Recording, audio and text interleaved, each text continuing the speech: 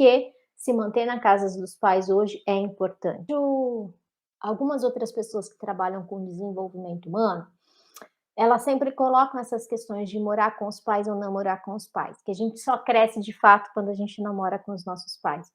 E isso até num certo ponto acaba sendo verdade, né, porque na casa dos pais a gente tem um comodismo que não teria na vida real de adulto, né. Então de fato a gente precisa reconhecer isso, eu também acho que é importante. Mas eu não gosto muito daquilo que é certo para mim, talvez seja certo para você. Eu não gosto desse tipo de argumento, né.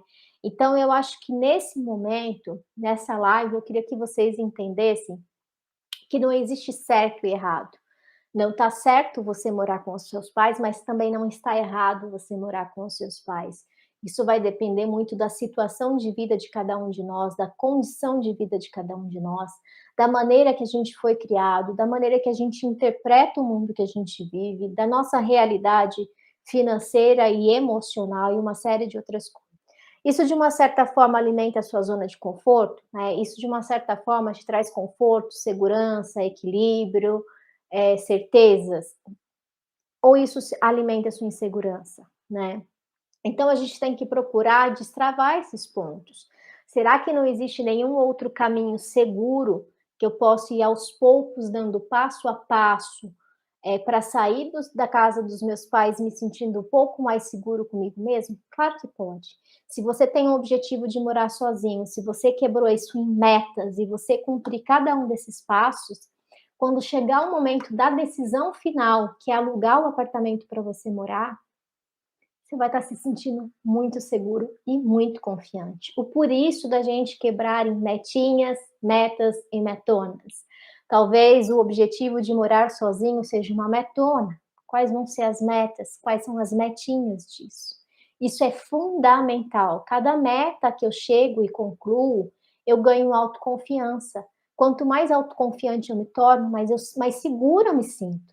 Então, ao invés de eu dar um passo me sentindo 100% insegura e talvez dar um tiro no pé por ansiedade, por precipitação, ou porque fulano disse que isso é importante, não, mantenha a cabeça no lugar, entende?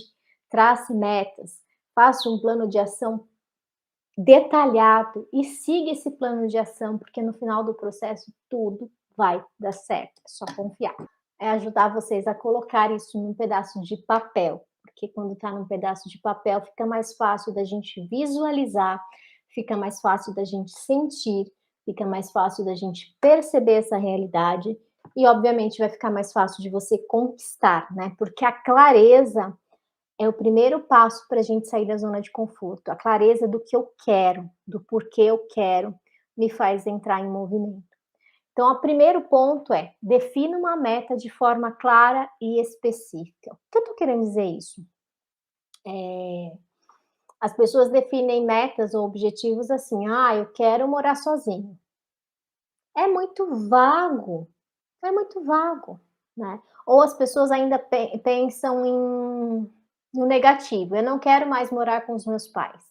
Todas as metas, todos os objetivos, além de específico, eles precisam ser pensados no positivo. Então, eu quero morar sozinho daqui 12 meses em um apartamento no bairro X, com o valor do aluguel aproximadamente de Y. Isso é um objetivo claro e específico. Se você não tem isso, você não tem um ponto de partida, ok? Depois coloque uma data para realizar. Então, vamos supor que eu quero até 31 de dezembro eu quero ter realizado esse objetivo. Precisa de uma data. Um objetivo sem data para ser realizado não é objetivo, é sonho. Está lá no espaço, voando, flutuando. A data para finalizar isso é extremamente importante. Para quando você quer esse objetivo? E talvez para você, no final do ano, seja um prazo muito curto.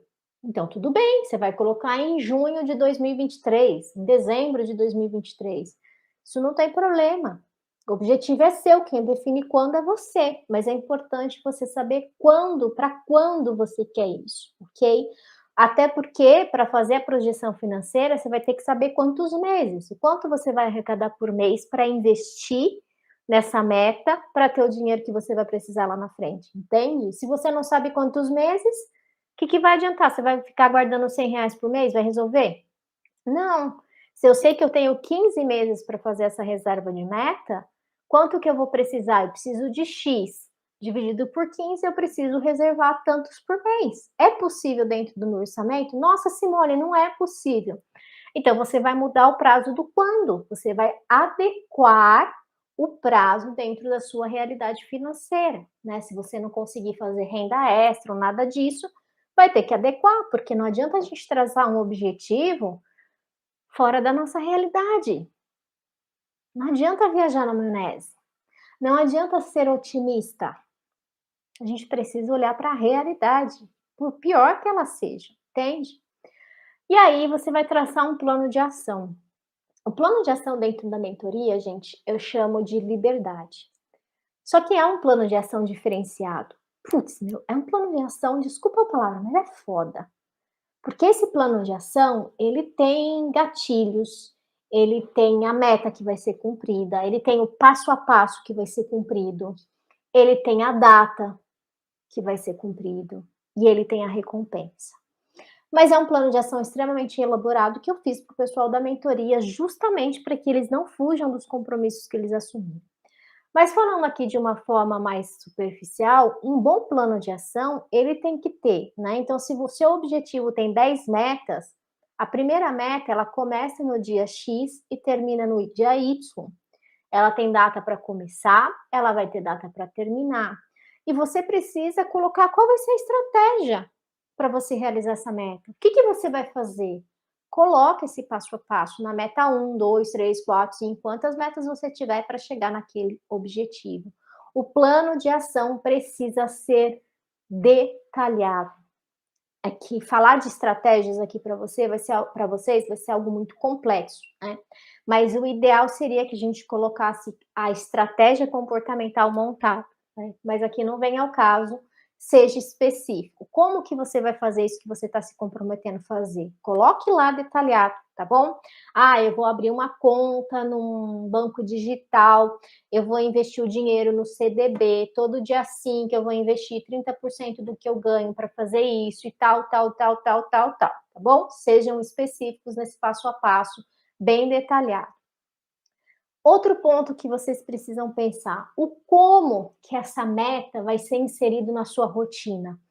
Porque tem muitas pessoas que traçam a meta, mas elas não colocam na agenda, elas não colocam na rotina delas. E aí não vai fazer parte nunca. A meta precisa ser inserida na nossa rotina. Eu preciso pensar nessa meta, diariamente. Se eu não vou executar a meta diariamente, porque, sei lá, eu vou investir, uma vez por mês, né, tecnicamente eu teria que incluir na minha rotina, por exemplo, todo dia 5 eu vou fazer esse investimento. Isso deveria constar na minha agenda do dia 5. Todo dia 5, pelos últimos 15 meses, eu vou fazer esse investimento. Isso deveria constar.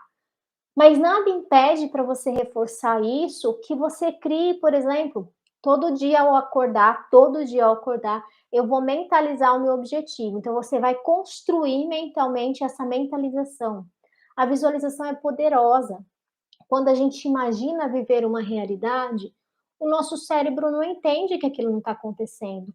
As químicas cerebrais que é produzida numa imaginação é como se aquilo fosse real. Isso te aproxima do seu objetivo, isso te coloca na linha, isso te, né, te torna visionário daquilo que você quer fazer. Então, insira na sua rotina, se a ação vai ser uma vez por mês, mentaliza isso todos os dias. Né, já imagina o apartamento como que você sonhou, quais são os móveis que você vai escolher, como que vai ser o tipo do eletrodoméstico. Viva essa experiência até você chegar no seu objetivo, né. É como se você antecipasse essa vivência. Essa antecipação, ela gera motivação, ela é poderosa dentro de você, muito mais do que você possa imaginar. Outra dica que eu deixo aqui para vocês hoje é sobre as recompensas.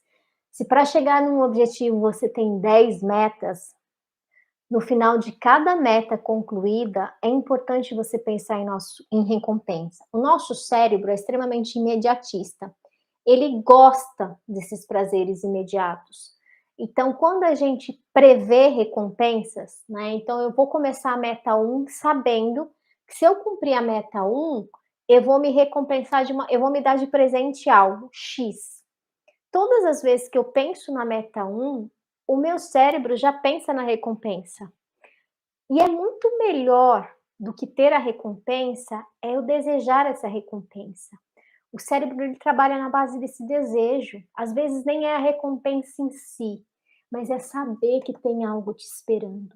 Isso é fundamental para que seu plano de ação dê certo, para que você realmente conclua suas metas.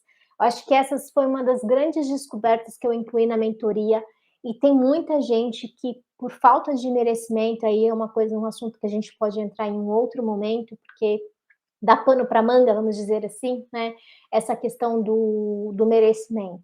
Então, as pessoas que não conseguem se sentir merecedoras das conquistas, elas não conseguem gerar recompensas. E aí fica difícil de seguir firme no caminho, sabe? Focado ali, com clareza, muito difícil. E por fim, não menos importante, pelo contrário, o mais importante, de nada adianta você ter uma estrutura mental poderosa, de nada adianta você ter uma estrutura emocional poderosa, se você não tiver atitude comportamental. O que vai trazer os resultados positivos ou negativos são os seus comportamentos. Só que para ter comportamento, a gente precisa agir. Você pode escolher ficar sentado no sofá e não fazer nada e você vai ter resultados negativos, né. Então pensem também quais os comportamentos que vocês vão alimentar no longo do processo para conseguir fazer o que tem que ser feito, chegar onde vocês desejam.